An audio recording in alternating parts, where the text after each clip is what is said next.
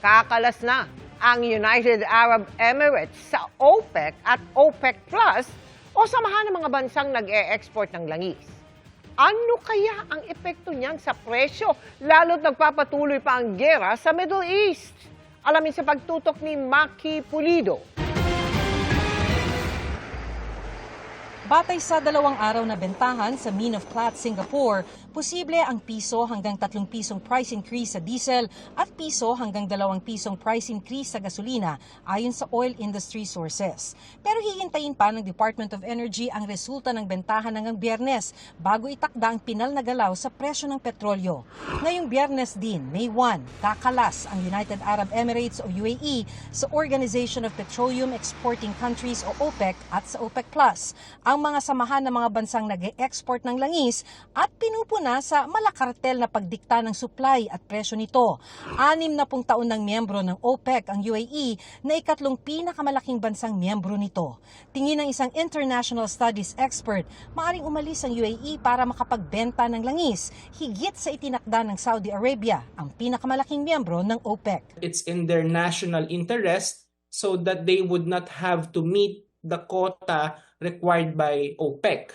Napaulat ng kayang maglabas ng UAE na aabot sa 5 million barrels kada araw, higit sa kasalukuyang 3.5 million barrels. Ang posibleng dagdag na supply maaari raw magdulot ng pagbaba sa presyo ng langis, pero nakasalalay ito sa pagbubukas ng Strait of Hormuz.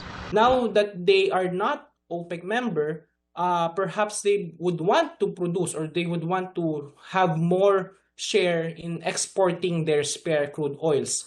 Krisis sa langis ang isa sa mga dahilan ng patuloy na pagsadsad ng piso kontra dolyar.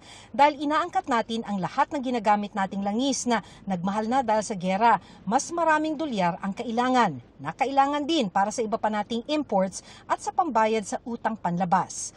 Kanina nagsara sa 61.56 pesos ang palit nito sa dolyar, panibagong pinakamababa sa kasaysayan. Yung mga dolyar na pumapasok versus dolyar na lumalabas, malakas pa rin yung paglabas ng dolyar mula sa atin kasi mataas ang imports natin, lalo-lalo na ngayon. Nung tumaas ang presyo ng langis, mas mataas yung ating naging import bill. Yan ay nakakapagpababa ng piso laban sa dolyar.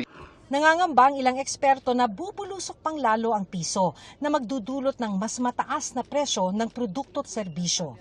Maraming mga Pilipino ang mahihirapan dahil ang ating mga pangangailangan ay karamihan ay imported. Agad-agaran yan. Mararanasan natin na ang bulsa natin ay bumababaw, no? At ang sinturo natin ay humihigpit. Ramdam yan ng bakeryng ito. Mula nang magmahal ang langis ay napilitan silang magtaas presyo pero bahagya namang tumamlay ang benta. Ngayon, nangangamba ang tauhan nitong si Lloyd para sa kanyang pinagtatrabahuhan at kabuhayan. Huwag naman po sana yung magsara, ganun. Tapos kasi syempre mawalan kami ng trabaho, ganun. Wala na kami pan-support sa sarili namin, tsaka sa pamilya din po namin. Maki Pulido, nakatutok, 24 oras.